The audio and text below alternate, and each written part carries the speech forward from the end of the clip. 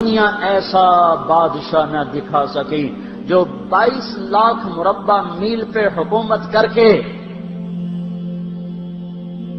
مسجد میں جھاڑو دے رہا ہو، جو 22 لاکھ مربع میل پر حکومت کر کے پانی کی مشق کندھے پہ اٹھا کے بیوہ عورتوں کے گھر میں گھڑوں میں پانی بھرنے جا رہا ہو۔ امیر المومنین کہاں جا رہے ہو؟ فلاں اماں کے گھڑے میں پانی بھرنے جا رہا ہوں، فلاں کے گھر میں پانی بھرنے جا رہا ہوں۔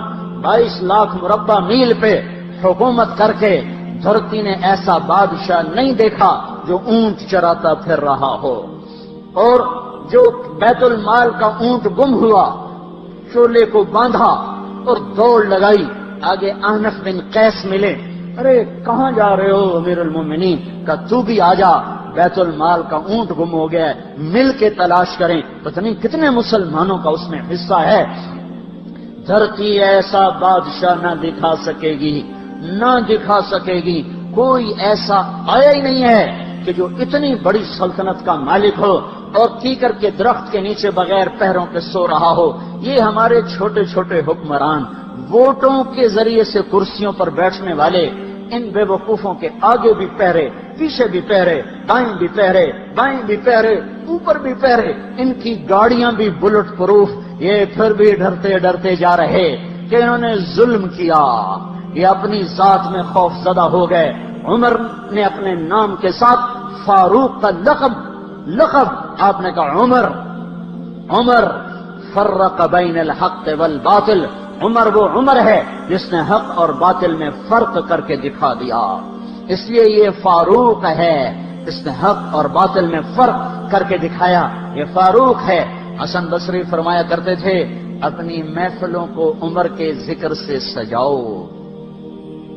حضرت عائشہ فرمایا کرتی تھی عمر کے تذکرے کیا کرو، کہ جب عمر کا تذکرہ ہوتا ہے تو عدل کا تذکرہ ہوتا ہے، جب عدل کا تذکرہ ہوتا ہے تو اللہ کا تذکرہ ہوتا ہے۔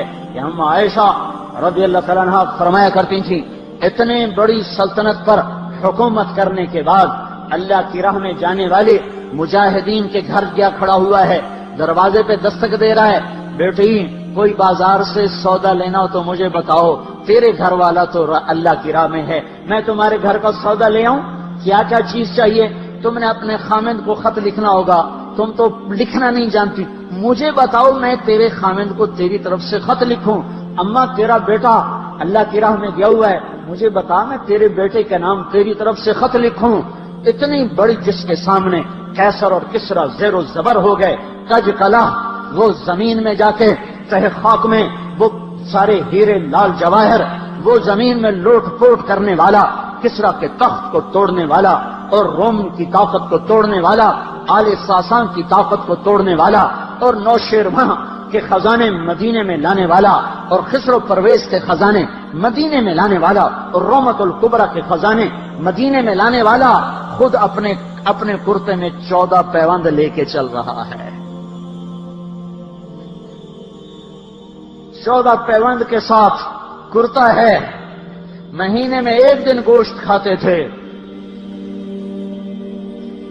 وہ روٹی کھاتے تھے کہ عام آدمی حلق کے نیچے نہیں لے جا سکتا تھا۔ ہائے سال کی ابتدا اس شخص کی شہادت سے ہوتی ہے جس کو اللہ نے وہ عزت دی۔ آپ نے کہا میرے 2 وزیر آسمان میں، 2 وزیر زمین میں، آسمان پہ جبریل اور میکائیل میرے وزیر ہیں، زمین پر ابو بکر اور عمر میرے وزیر ہیں۔ آپ فرمایا کرتے تھے ابو بکر اور عمر اگر کسی بات پہ جمع ہو جائیں تو میں ان کے مشورے کے خلاف کبھی نہ کروں گا۔ ابو بکر تیری مثال ابراہیم کی ہے، عمر تیری مثال نوح علیہ السلام کی ہے، ابو بکر تیری مثال عیسیٰ علیہ السلام کی ہے، عمر تیری مثال موسیٰ علیہ السلام کی ہے۔ آپ مسجد میں آئے، آپ کے دائیں طرف ابو بکر تھے، بائیں طرف عمر تھے، آپ اندر آئے اور کہا دیکھو اسی طرح قیامت کے دن ہم اٹھیں گے کہ میرے دائیں طرف ابو بکر ہوگا، میرے بائیں طرف عمر ہوگا اور ہم ہاتھوں میں ہاتھ دیے ہوئے اٹھائے جائیں گے۔ اور ایک حدیث میں آتا ہے اور میرے قدموں سے بلال کو اٹھایا جائے گا جو نکلتے ہی اذان دے گا۔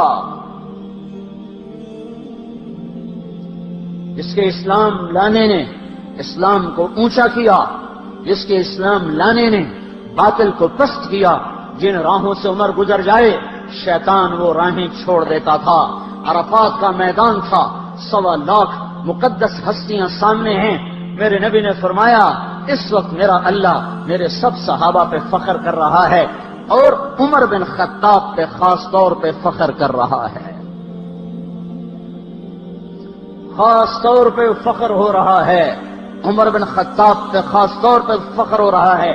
میرے بعد کوئی نبی ہوتا عمر ہوتا۔ عمر، میں نے رات جنت میں محل دیکھا، ایک اینٹ موتی کی، ایک یاقوت کی، ایک زمرد کی۔ میں نے پوچھا یہ کس کا ہے؟ کہا گیا ایک قریشی کا ہے۔ میں کہا میں قریشی ہوں، اتنا خوبصورت محل ہے، میرا ہی ہوگا۔ جب جانے لگا تو فرشتے نے کہا یہ آپ کے غلام عمر بن خطاب کا ہے۔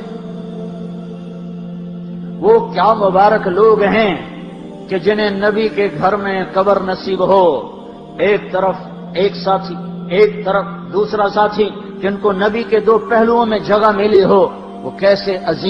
وہ کیسی عظیم ہستیاں اتنی بڑی سلطنت کا مالک اور اتنے بڑے عدل کی نشانی بن کر مدینے میں مسجد میں بیٹھے رو رہے ہیں۔ امیر المومنین کیوں رو رہے ہو؟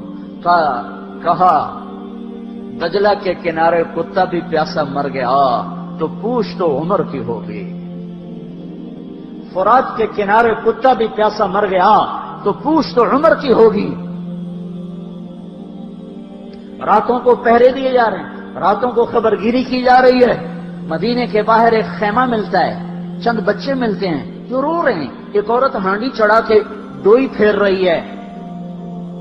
پوچھتے ہیں بہن یہ بچے کیوں رو رہے ہیں؟ کہ یہ بھوک سے رو رہے ہیں۔ ہانڈی میں کیا ہے؟ پانی، کچھ بھی نہیں۔ کیوں چڑھایا ہوا ہے؟ بہلانے کے لیے، سو جائیں گے روتے روتے۔ میرا اور عمر کا اللہ کے ہاں فیصلہ ہوگا۔ تو عمر کی ہچکیاں بن گئیں کہ عمر کو بہن تیرے حال کی کیا خبر؟ کہ پھر ہمارا بادشاہ کیوں بنا ہے؟ اگر ہمارے حال کی خبر نہیں لیتا تو ہمارا خلیفہ کیوں بنا ہے؟ پر لگ گئے، بیت المال سے سامان نکالا، بوری بھری، سر پہ اٹھائی، کمر پہ اٹھائی۔ غلام اسلم نے کہا میں اٹھاؤں؟ کہ قیامت کے دن بھی میرا وزن تو اٹھائے گا۔ اسی طرح بھاگے ہوئے آئے، پنیر نکالا، آٹا نکالا، گھی نکالا، شہد نکالا، ڈال کے ہانڈی میں نیچے آگ، خود دھواں، گیلی لکڑیوں میں پھونکے مار مار مار آگ جلائی، حلوہ تیار کیا، پھر پلیٹوں میں ڈال ڈال کے بچوں کو کھلایا۔ وہ عورت کہنے لگی کاش عمر کی بجائے تو خلیفہ ہوتا۔ تو یہ نہیں کہا کہ میں ہی عمر ہوں، میں ہی عمر ہوں۔ فرمایا جب کل تو امیر المومنین سے ملے گی تو مجھے بھی وہیں دیکھ لے گی، مجھے بھی وہیں پا لے گی۔ پھر وہاں بیٹھ کے دیکھتے رہے، اٹھ کے چل دیے۔ بچے ہنسنے لگے، کھیلنے لگے تو اپنے غلام سے فرمایا میں نے انہیں روتا دیکھا تھا، میرا جی چاہا میں انہیں ہنستا بھی دیکھوں۔ 22 لاکھ مربع میل پہ اسلام پھیلا کر حکومت اس سے بھی بڑے علاقے میں لوگوں نے کی۔ چنگیز نے اس سے زیادہ فتوحات کی، محمود غزنوی نے اس سے زیادہ کی، سکندر تیمور نے اس سے زیادہ کی۔ پر فتوحات کر کے یوں خدمت کر رہا ہو، پانی بھر رہا ہو، اونٹ چرا رہا ہو، امامت کرا رہا ہو، 14 پیوند لگے کپڑوں کے ساتھ خلافت کے تخت پر بیٹھا ہوا ہو، یہ دھرتی میں پھر کوئی نہیں آئے گا۔ ہے نماز میں خنجر لگا، نماز پڑھاتے ہوئے 27 ذوالحج، 27، 28، 29 یکم کو انتقال ہوا۔ یکم محرم موت کے آثار گہرے نظر آئے۔ بیٹے کو بلایا کہ بیٹا جاؤ اما عائشہ سے پوچھ کے آؤ کہ عمر اپنے ساتھیوں کے ساتھ دفن ہونے کی اجازت چاہتا ہے۔ امیر المومنین کے لقب سے بات نہ کرنا، عمر کہنا، عمر۔ اب میں امیر المومنین نہیں رہا۔ جب وہ پوچھنے گئے تو حضرت عائشہ رو رہی تھیں۔ انہوں نے عرض کیا اما جان میرا باپ اپنے ساتھیوں کا پڑوس چاہتا ہے۔ انہوں نے فرمایا یہ جگہ تو میں نے اپنے لیے رکھی تھی، لیکن اگر عمر چاہتے ہیں تو ان کو مجھ پر فضیلت ہے، میں ان کے لیے دستبردار ہوں۔ انہوں نے واپس آ کر خوشخبری سنائی، مبارک ہو اجازت مل گئی۔ کہیں شاید میرے شرم میں اجازت دی ہو، جب مر جاؤں تو مجھے دوبارہ دروازے کے سامنے رکھ کر پھر جا کے پوچھنا، اس وقت اجازت ملے تو پھر لے جانا، ورنہ مجھے بقیع کی طرف لوٹا دینا۔ اتنے میں حضرت علی آئے، پریشان دیکھا، عمر کیوں موت سے ڈر گئے؟ کہ نہیں، موت کے بعد کی گھاٹی سے ڈر رہا ہوں۔ کہ ڈرو نہیں، میرے ان کانوں نے سنا ہے اور اتنی دفعہ سنا ہے کہ میں گن نہیں سکتا کہ اللہ کے نبی فرمایا کرتے تھے ابو بکر اور عمر جنت کے بڑی عمر کے لوگوں کے سردار ہیں۔ آپ نے فرمایا تو اس بات کی گواہی دے گا؟ کہ میں بھی دوں گا، میرا بیٹا حسن بھی دے گا۔ امام حسن بھی ساتھ تھے۔ کہ میں بھی دوں گا، میرا بیٹا حسن بھی گواہی دے گا۔ پھر بھی ہے جو جنت کی بشارتیں لیے ہوئے ہیں، 10 مبشرہ، ابو بکر جنتی، عمر جنتی، عثمان جنتی، علی جنتی، طلحہ جنتی، زبیر جنتی، ابو عبد الرحمن بن عوف جنتی، ابو عبیدہ بن جراح جنتی، سعید بن زید جنتی۔ آپ نے نام لے کر گنے، نام لے کر گن کر کہا، سنو ابو بکر جنتی ہے، عمر جنتی ہے، عثمان جنتی ہے، علی جنتی ہے، طلحہ جنتی ہے، زبیر جنتی ہے، سعد بن ابی وقاص جنتی ہے، عبد الرحمن بن عوف جنتی ہے، ابو عبیدہ بن جراح جنتی ہے، سعید بن زید جنتی ہے۔ میں ان سے راضی ہوں، لوگوں ان کا حق پہچانو، میں ان سے راضی ہوں، میں ان سے راضی ہوں۔ پھر آپ نے فرمایا اگر تم نے ان کے بارے میں کسی ایک کے بارے میں بھی دل میں بغض لے کر مر گئے، اور تم نے اتنی بندگی کی تھی کہ سوکھ کے کانٹا ہو گئے تھے، روزے اتنے رکھے تھے کہ پیٹ کمر کو لگ گیا تھا، سجدے اتنے کیے تھے کہ تمہارے ماتھے اور گھٹنوں پر پتھروں جیسے نشان پڑ گئے تھے، اتنا کچھ کر کے ان 10 میں سے کسی ایک کا بغض لے کر اگر تم مر گئے تو اللہ تمہیں منہ کے بل جہنم میں گرا دے گا۔ لوگوں میں ان سے راضی ہوں، ان کا حق پہچانو، جن کو اللہ بھی رضا کے پروانے دے رہا ہو، جن کو اللہ کا رسول رضا کے پروانے دے رہا ہو، جن کو وزارت کا شرف مل چکا ہو، نبی کے پہلو میں قبر جن کی بننے کا اعلان ہو چکا ہو، وہ موت پر کیا کہہ رہا ہے؟ موت پہ کیا کہہ رہا ہے؟ اپنے بیٹے سے کہا میرا سر زمین پہ ڈال دے۔ ان کی گود میں سر تھا عبداللہ بن عمر، تو انہوں نے گود سے ہٹا کر پنڈلی پہ رکھ لیا، یہاں رکھ لیا۔ چلے گئے، کیا کہہ رہا ہوں سنتے نہیں ہو، زمین پہ ڈال دو۔ تو انہوں نے زمین پہ ڈالا تو اپنے چہرے کو مٹی میں رکھ دیا اور ایسے ملنے لگے اور کہنے لگے، اے میرے رب، اگر تو نے عمر کو معاف نہ کیا تو عمر ہلاک ہو جائے۔ ویل لک یا عمر ولأمک ان لم یغفر لک ربک، عمر تیری ہلاکت ہے اگر تیرے رب نے تجھے معاف نہ کیا۔ یہ کہتے کہتے کہتے جان دے دی۔